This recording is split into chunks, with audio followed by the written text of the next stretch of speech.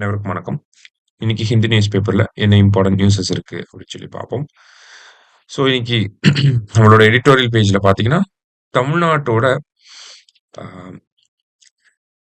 Start up ரெவல்யூஷனை பத்தி கொடுத்துருக்காங்க. ஓகேவா?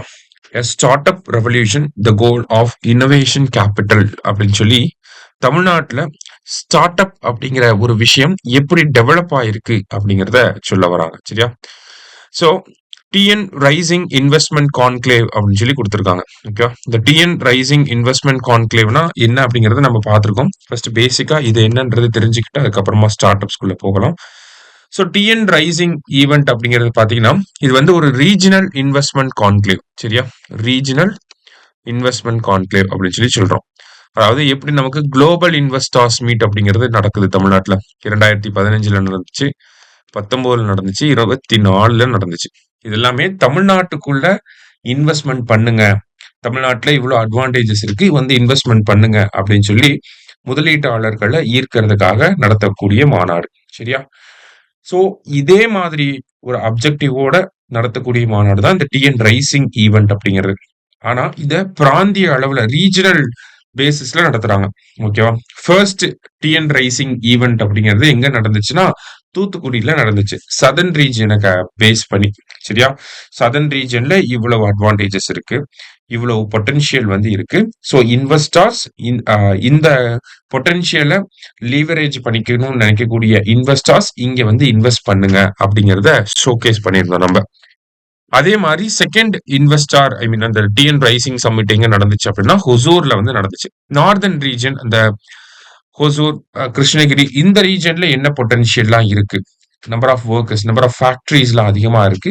ஸோ இந்த பொட்டன்ஷியலை யூஸ் பண்ணிக்கோங்க அப்படின்னு சொல்லி இன்வெஸ்டர்ஸ்க்கு ஒரு கால் கொடுக்குறோம் நம்ம. அதுதான் இந்த டிஎன் ரைசிங் சம்மிட் அப்படின்னு சொல்லி சொல்றோம். ஓகேவா?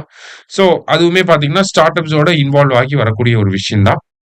ஸோ அதுல தமிழ்நாட்டை சேர்ந்த இந்த டிஎன் ரைசிங் இன்வெஸ்ட்மெண்ட் கான்க்ளேவ்ல என்ன பண்ணிருப்பாங்கன்னா, நிறைய தமிழ்நாட்டை சேர்ந்த ஸ்டார்ட் அப்ஸ்க்குமே வந்து கவர்மெண்ட் வந்து அவங்களோடையுமே வந்து ஒரு புரிந்துணர்வு ஒப்பந்தம் கையெழுத்திட்டு இருப்பாங்க. சரியா? சோ அது ஒரு எக்ஸாம்பிளா கொடுத்துதான் தமிழ்நாட்டுல ஸ்டார்ட் அப்ஸ் எப்படி வளர்ந்திருக்கு அப்படிங்கறத சொல்றாங்க. முன்னாடி தமிழ்நாட்டுல இருக்கக்கூடிய ஸ்டார்ட் அப்ஸ்க்கு அரசாங்கம் ஃபண்டிங் கொடுத்துட்டு இருந்தாங்க. இப்போ அந்த ஃபண்டிங்கை யூஸ் பண்ணி அந்த ஸ்டார்ட் அப்ஸ் நல்லா டெவலப் ஆகி இப்ப அரசாங்கத்தோடயே புரிந்துணர்வு ஒப்பந்தம் போடக்கூடிய அளவுக்கு டெவலப் ஆயிருக்காங்க அப்படிங்கறத ஒரு எக்ஸாம்பிளா கொடுத்துட்டு தான் தமிழ்நாடு ஸ்டார்ட் அப்ல எந்த மாதிரியான ஒரு வளர்ச்சியை எடுத்துட்டு வந்திருக்கு அப்படிங்கறத சொல்றாங்க.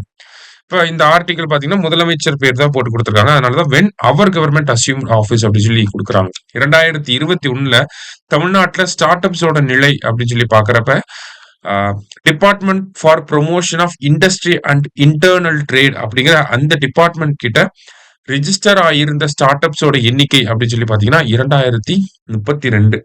இப்போ இதே டிபார்ட்மெண்ட் கிட்ட ரிஜிஸ்டர் ஆகி இருக்கக்கூடிய ஸ்டார்ட் அப்ஸோட எண்ணிக்கை அப்படின்னு சொல்லி பாத்தீங்கன்னா 12,100 ஸ்டார்ட் அப்ஸ் வந்து இருக்கு. கிட்டத்தட்ட 6 மடங்கு அதிகமாக இருக்கு. அதுல இந்த 12,100 ஸ்டார்ட் அப்ஸ்ல கிட்டத்தட்ட 50% வந்து பெண்கள் தலைமையில இருக்கக்கூடிய ஸ்டார்ட் அப்ஸா இருக்கு. சரியா? சோ அடுத்ததா பாத்தீங்க அப்படின்னா தமிழ்நாடு வந்து இந்த ஸ்டார்ட் அப் ரேங்கிங்ல வந்து இப்ப பெஸ்ட் பெர்ஃபார்மர் அப்படிங்கிற கேட்டகரியில இருக்கும் 2022 வந்து ரேங்கிங் படி. ஆனா 2018 வந்து பாத்தீங்கன்னா நம்ம ஒரு எமர்ஜிங் ஸ்டேட் அப்படிங்கிற ஒரு அந்த இடத்துலதான் இருந்திருக்கும். ஓகேவா? அதே மாதிரி பாத்தீங்கன்னா global start up ecosystem report அப்படிங்கிறது வெளியிடப்பட்டிருக்கு. அதுல ஏசியா அளவுல பாக்குறப்ப சென்னை வந்து 18வது இடத்துல இருக்கு. சரிங்களா? சோ இந்த மாதிரி தமிழ்நாட்டோட ஸ்டார்ட் அப் growth அப்படிங்கிறது எக்ஸ்போனென்ஷியலா இருக்கு அப்படிங்கிறது தான் இந்த ஆர்டிகல்ல, அதுவும் பர்டிகுலரா இந்த பேராகிராஃப்ல நமக்கு சொல்ல வராங்க. சரியா? ஸ்டாட்டிஸ்டிக்கல் பாயிண்ட் ஆஃப் வியூல எப்படி நம்மளோட ஸ்டார்ட் அப்ஸ் வந்து க்ரோ ஆயிருக்கு அப்படிங்கறத சொல்றாங்க. சோ இது எதனால இந்த ஒரு growth நம்மளால கொண்டு வர முடிஞ்சது அப்படின்னு சொல்லி பாத்தீங்கன்னா, அதுக்கு ஒரு 3 பில்லர் ஸ்ட்ராட்டஜியை தமிழக அரசாங்கம் ஃபாலோ பண்ணிருக்காங்க. இந்த 3 பில்லர் ஸ்ட்ராட்டஜி தான் இங்க என்னன்னு கொடுத்திருக்காங்க. சரியா? அதுல ஃபர்ஸ்ட் பில்லர் என்ன அப்படின்னு சொல்லி பாத்தீங்கன்னா state capital as a strategic catalyst அப்படின்னு சொல்லி கொடுத்திருக்காங்க. ஓகேவா? ஸ்டேட் கேபிட்டல் அப்படின்னா ஒரு ஸ்டார்ட் அப்புக்கு அரசாங்கமே பணம் கொடுத்து இதை பண்ணுங்கப்பா அப்படின்னு சொல்லி அவங்களுக்கு ஒரு அசிஸ்டன்ஸை வந்து கொடுக்கறது, அதுதான் ஸ்டேட் கேபிட்டல் அப்படின்னு சொல்றாங்க. சோ இதற்காகவே உருவாக்கப்பட்டதான் இந்த டான் சீட் அப்படிங்கிறது, Tamil Nadu start seed grant fund அப்படின்னு சொல்லி கொடுக்குறாங்க. சரியா? சோ ஒவ்வொரு ஸ்டார்ட் அப்புக்கும் பாத்தீங்கன்னா ஒரு 10 லட்சம் ரூபாய் வந்து உதவித்தொகையா வந்து குடுக்குறாங்க. ஒரு சப்சிடியா வந்து குடுக்குறாங்க. இதுவே பெண்கள் தலைமையில இருக்கக்கூடிய ஸ்டார்ட் அப், இல்ல சுற்றுச்சூழல் சார்ந்த ஸ்டார்ட் அப், இல்ல ரூரல் ரீஜன பேஸ் பண்ணி இருக்கக்கூடிய ஸ்டார்ட் அப்னா ரூ. 15,00,000 குடுக்குறாங்க. ஓகேவா? சோ ஒரு ஸ்டார்ட் அப் நம்ம ஆரம்பிக்கிறோம் அப்படின்னா, அதுக்கு இனிஷியல் இன்வெஸ்ட்மென்ட் இருந்தா தான் அந்த ஸ்டார்ட் அப்ப நெக்ஸ்ட் கட்டத்துக்கு நம்மளால கொண்டு போக முடியும். சோ ஒரு ஸ்டார்ட் அப் வந்து இனிஷியலா உருவாக்கப்பட்டு அந்த ஸ்டார்ட் அப் அவங்களோட நெக்ஸ்ட் ஸ்டெப்பை எடுத்து வைக்கிறதுக்கு அரசாங்கம் இந்த ஸ்டேட் கேபிட்டலை வந்து கொடுக்குறாங்க. அதுதான் growth கேட்டலிஸ்டா இருக்கு அப்படிங்கறத சொல்றாங்க. ஓகேவா? சோ அடுத்த பில்லர் என்னவா இருக்கு அப்படின்னு சொல்லி பாத்தீங்கன்னா, நமக்கு second pillar is employing principles of inclusion and not as charity but strategy அப்படின்னு சொல்லி கொடுக்குறாங்க. சோ தமிழ்நாடோட ரெண்டாவது பில்லர் என்ன அப்படின்னு சொல்லி பாத்தீங்கன்னா, இந்த ஸ்டார்ட் அப் ரிலேட் பண்ணி ரெண்டாவது பில்லர் என்ன அப்படின்னு சொல்லி பாத்தீங்கன்னா இன்க்ளூஷன் அப்படின்னு சொல்லி சொல்றாங்க. ஓகேவா? சோ இன்க்ளூஷனை நம்ம ஒரு சேரிட்டியா பண்ணல, நம்ம ஒரு ஸ்ட்ராட்டஜியா அதை எடுத்துட்டு வரோம் அப்படின்னு சொல்லி சொல்றாரு நம்ம முதலமைச்சர். சரிங்களா? சோ எப்படி ஸ்ட்ராட்டஜிக்கலா கொண்டு வராங்க? எஸ்சி/எஸ்டி ஸ்டார்ட் அப்ஸை வந்து ப்ரமோட் பண்றாங்க. சோ அவங்களுக்கு தேவையான நிதிகளை வந்து வழங்குறாங்க. அவங்களுக்கு தேவையான கெப்பாசிட்டி பில்டிங்கை வந்து நம்ம வழங்குறோம். எப்படிலாம் பண்றோம்? தமிழ்நாடு எஸ்சி/எஸ்டி ஸ்டார்ட் அப் ஃபண்ட் அப்படிங்கிறது 2022-23 லான்ச் பண்ணியிருப்பாங்க. அதனுடைய டோட்டல் ஒர்த் வந்து பாத்தீங்கன்னா 50 கோடி ரூபாய் இருக்கு. இந்த 50 கோடி ரூபாயும் எஸ்சி/எஸ்டி ஸ்டார்ட் அப்புக்காக அவங்களோட ரிசர்ச்சுக்கு, அவங்களுடைய டெவலப்மெண்ட்டுக்கு தான் ஃபண்டிங் கொடுப்பாங்க. சரியா? அது மட்டும் இல்லாம நம்ம இந்த இன்க்ளூஷன் அப்படிங்கிற கேட்டகரியில இன்னொரு முக்கியமான பார்ட் என்னன்னா, Periyar social justice venture lab அப்படின்னு சொல்லி சொல்றாங்க. அதாவது எந்தெந்த ஸ்டார்ட் அப்லாம் எஸ்சி/எஸ்டி ஸ்டார்ட் அப் ஃபண்டுக்கு கீழே ஃபண்டிங் வாங்குறாங்களோ அவங்க எல்லாருமே இந்த பெரியார் சோசியல் ஜஸ்டிஸ் வெஞ்சர் லேப்ல வந்து அவங்க அந்த லேபோட எக்ஸ்பர்டீஸ வந்து யூஸ் பண்ணிக்க முடியும். ஓகேங்களா? லைக் வந்து அவங்க வந்து capacity building, mentoring support, marketing capacity, இந்த மாதிரியான விஷயங்கள்லாம் வந்து சொல்லி தருவாங்க. ஸோ அதெல்லாம் யூட்டிலைஸ் பண்ணிக்க முடியும். அது மட்டும் இல்லாம விமன் ஸ்டார்ட் அப்ஸை வந்து ப்ரமோட் பண்றதுக்காக தொழிலி அப்படிங்கிற இந்த பூட் கேம்ப்ஸை வந்து நம்ம கண்டக்ட் பண்ணிட்டு இருக்கோம். அது மட்டும் இல்லாம கிராமப்புறங்கள்ல நம்ம ஸ்டார்ட் அப்ஸை ப்ரமோட் பண்றதுக்காக கிராமம் தோறும் புத்தொழில் அப்படிங்கிற இந்த திட்டம். ஓகேங்களா? கிராமம் தோறும் புத்தொழில் அப்படிங்கிற இந்த திட்டத்தை வந்து கொண்டு வந்திருக்கோம். அதை தாண்டி வேற என்ன பண்றோம் அப்படின்னா, நம்ம டான்சீட் கிராண்ட் ஃபண்ட் வந்து எல்லாத்துக்குமே வந்து டிஸ்ட்ரிபியூட் பண்ணிக்கிட்டு இருக்கோம். சரியா?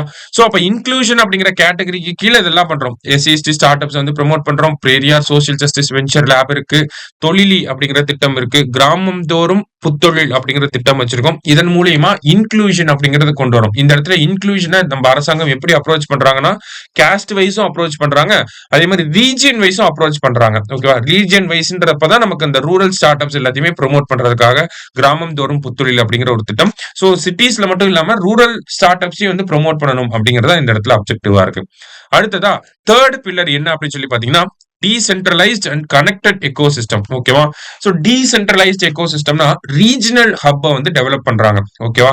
நமக்கு ஆல்ரெடி பாத்தீங்கன்னா சென்னை, மதுரை இந்த மாதிரி ஒரு 10 ரீஜனல் ஹப்பை வந்து நம்ம ஸ்டார்ட் அப்ஸ்க்காகவே டெவலப் பண்ணிருக்கோம். ஓகேங்களா? முன்னாடிலாம் சென்னை மட்டும்தான் ஒரே ஹப்பா இருந்துச்சு. ஓகேவா?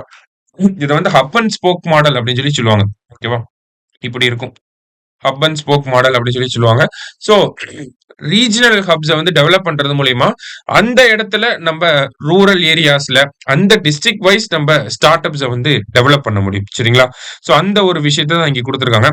அதை தாண்டி பாக்குறப்ப நமக்கு ஸ்டார்ட் அப் டிஎன்னோட ரோலை வந்து இந்த இடத்துல கொடுத்துருக்காங்க. ஸ்டார்ட் அப் டிஎன்னா இவங்களோட பேர் என்னன்னா Tamil Nadu start up and innovation mission. ஓகேவா? அதுதான் ஸ்டார்ட் அப் டிஎன் அப்படின்னு சொல்லி சொல்றாங்க. சோ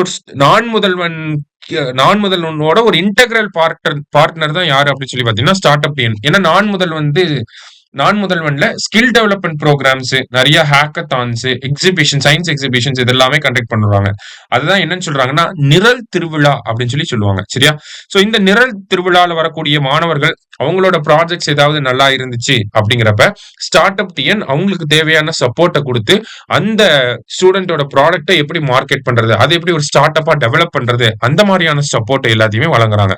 சோ இந்த மாதிரி நிறைய விஷயங்களை நம்ம பண்றதுனாலதான் என்ன ஆயிருக்கு அப்படின்னா, தமிழ்நாட்டோட ஸ்டார்ட் அப் growth அப்படிங்கிறது ஒரு எக்ஸ்பனென்ஷியல் இன்க்ரீஸ் இருக்கு அப்படின்னு சொல்லி சொல்றாங்க. சோ இதோட ஒரு கல்மினேஷன் பாயிண்டா இப்ப நம்ம என்ன பண்ண போறோம் அப்படின்னா, Tamil Nadu global startup summit அப்படிங்கறத நடத்த போறோம். ஓகேவா? Tamil Nadu global startup summit அப்படிங்கறத நடத்த போறோம். கோயம்புத்தூர்ல வச்சு இந்த மாநாடு அப்படிங்கறது நடக்க போகுது. அக்டோபர் 9 இந்த வரக்கூடிய அக்டோபர் 9, 10 தான் நடக்க போகுது. சரிங்களா? சோ இங்க நிறைய ஸ்டார்ட் அப்ஸ் தமிழ்நாட்டில் இருக்கக்கூடிய ஸ்டார்ட் அப்ஸ், அதர் ஸ்டேட்ஸ்ல இருக்கக்கூடிய start ups, and then foreign investors, domestic investors, and then science personals எல்லாருமே வரப்போறாங்க. நிறைய டெலிகேட்ஸ் வந்து வரப்போறாங்க. ஸோ ஒரு கொலாபரேஷன் அப்படிங்கிறது இருக்க போகுது. ஸோ இந்த கொலாபரேஷனையும் நம்மளோட பெனிஃபிட்ஸ்க்காக யூஸ் பண்ணிக்கணும் அப்படிங்கிறது தான் இந்த ஆர்டிக்கல்ல கொடுத்துருக்காங்க. சரியா? ஸோ தமிழ்நாட்டுல ஸ்டார்ட் அப்போட growth எப்படி இருக்கு, என்ன ஸ்ட்ராட்டஜியை நம்ம பயன்படுத்தணும் அப்படிங்கறத இந்த ஆர்டிக்கலை நம்ம பார்க்குறோம். ரொம்ப முக்கியமான ஒரு ஆர்டிக்கல், நல்லா பார்த்து வச்சுக்கோங்க. சரியா? அடுத்ததா பாத்தீங்க அப்படின்னா நமக்கு ஏஎன்ஆர்எஃப் அப்படின்னு சொல்லி கொடுத்துருக்காங்க. ஸோ ஏஎன்ஆர்எஃப் ஓட ஃபுல் ஃபார்ம் கண்டிப்பா வரக்கூடிய எக்ஸாம் ஏதாவது ஒரு எக்ஸாம்ல கேட்டுருவாங்க. ஓகேவா? ஏஎன்ஆர்எஃப் அப்படின்னா அனுசந்தன் நேஷனல் ரிசர்ச் ஃபவுண்டேஷன் அப்படின்னு சொல்லி சொல்லுவோம். இதோட ஃபர்ஸ்ட் சிஇஓவா யார் வந்திருக்காங்கன்னா சிவகுமார் கல்யாணராமன் அப்படிங்கிறவர் வந்திருக்காரு. ஓகேவா? அனுசந்தன் நேஷனல் ரிசர்ச் ஃபவுண்டேஷன் அப்படின்னு சொல்லி சொல்றோம். சரியா?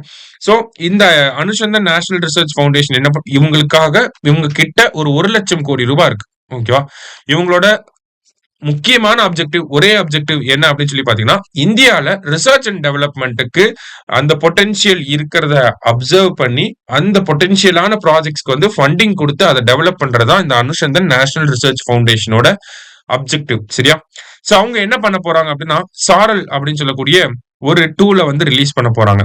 Simplified and automated research amplification and learning அப்படின்னு சொல்லி சாரல் அப்படிங்கிற ஒரு டூலை ரிலீஸ் பண்ண போறாங்க. ஸோ இந்த டூல் எதுக்காக அப்படின்னா, நமக்கு நிறைய ரிசர்ச்சர்ஸ் வந்து என்ன பண்ணுவாங்க, அவங்களோட ரிசர்ச்சை வந்து ஒரு ரிசர்ச் பேப்பரா வந்து சப்மிட் பண்ணுவாங்க.